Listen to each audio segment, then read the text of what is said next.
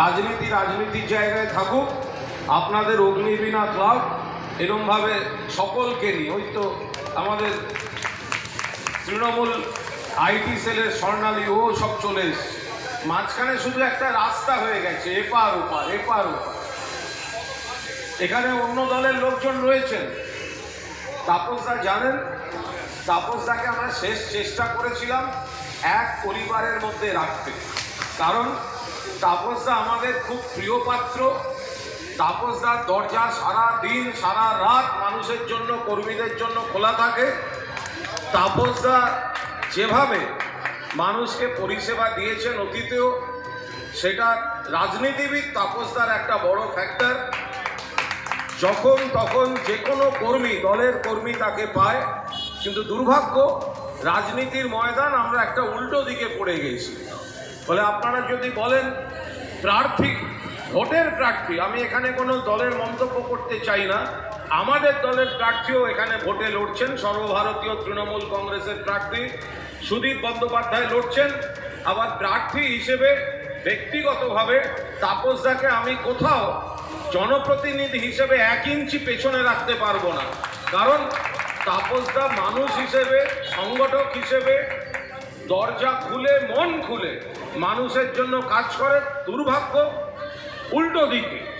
ফলে আমরা আমাদের দলের প্রার্থীর জন্য কাজ করব, তাপসদার সহকর্মীরা তাপসদার জন্য কাজ করবে, বাকিটা মানুষের উপর। এখানে কোনো ছাপ্পা ভোট হবে না, যার ভোট তাকে দিতে দিন, মানুষ ঠিক করে নিন কে প্রকৃত প্রার্থী। যদি কোথাও কোনো ছাপ্পা হয়, জেনে রেখে দেবেন তৃণমূল কংগ্রেস নেতৃত্বই বারণ করবে একটা ভোট যেন মানুষের ইচ্ছার বাইরে কোনো বুথে কোনো অবস্থায় না পড়ে, বাকি মানুষের উপর ছেড়ে দিন। রাজনীতি রাজনীতির জায়গায় থাকুক, আপনাদের অগ্নিবীণা ক্লাব এরমভাবে সকলকে নিয়ে, ওই তো একদমই কুণাল ঘোষ এবং তাপস রায় এক মঞ্চে, সেই বিরল ছবি আপনাদের সামনে রাখলাম।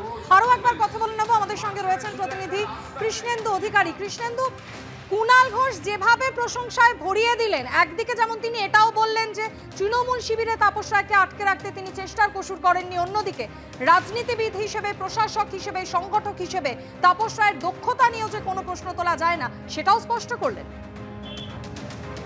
একদমই তাই। এবং তাৎপর্যপূর্ণভাবে আজকেই সুদীপ বন্দ্যোপাধ্যায় মিছিল করছেন, উত্তর কলকাতাতেই মিছিল করছেন, দলের ভোট প্রার্থী হিসেবে ভোট চাইছেন, এবং সেখানে অনুপস্থিত কুণাল ঘোষ, এবং যেখানে উপস্থিত সেখানে হচ্ছে বিজেপির প্রার্থী রয়েছেন। এবং শুধু উপস্থিতি থাকছেন না, তিনি দরাজ সার্টিফিকেট দিচ্ছেন বিজেপি প্রার্থীকে, তার সাংগঠনিক দক্ষতা, জনপ্রতিনিধি হিসেবে তিনি কত দক্ষ তার ফিরিস্তি দিচ্ছেন। এবং ভোটে যে কোনোভাবে রিগিং করা যাবে না, সাধারণ জনমতের প্রতিফলন করতে হবে, সে কথাও বলছেন।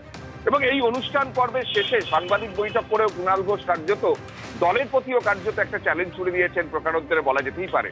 কারণ তুমি জানো যে মিঠুন চক্রবর্তীকে নিয়ে, দেবের মন্তব্য নিয়ে কুণাল ঘোষ বিরোধিতা করেছিলেন, এবং সেই প্রসঙ্গ টেনে আজকে কুণাল ঘোষ বলছেন যে সিনেমার যারা অভিনয় করেন তারা যদি উদার হতে পারেন, সুতরাং তিনি কেন সংকীর্ণ বলা হবে, দল সবাইকে থামাক, অর্থাৎ দলকেও কোথাও একটা বার্তা দিচ্ছেন কুণাল ঘোষ। এবং এইখানে তাৎপর্যপূর্ণ যে আজকে মে দিবস, সেখানে প্রত্যেকটা দল রাস্তায় মিছিল করছেন, রাস্তায় প্রচার করছেন, সেখানে কুণাল ঘোষ সুদীপ বন্দ্যোপাধ্যায়ের মিছিলে না গিয়ে তাপস রায়ের পাশের একই মঞ্চে দাঁড়িয়ে তাপস রায়কে প্রশংসা করছেন, এবং কার্যত দলকে কার্যত প্রসন্ন হুঁশিয়ারিও দিচ্ছেন যে মিঠুন চক্রবর্তীর বিষয়ে যদি দেব যদি সৌজন্য দেখাতে পারে তাহলে একদমই কুণাল ঘোষ প্রশংসায় ভরিয়ে দিলেন তাপস রায়কে, অবশ্যই অত্যন্ত তাৎপর্যপূর্ণ মন্তব্য তার। ধন্যবাদ কৃষ্ণেন্দু তোমার।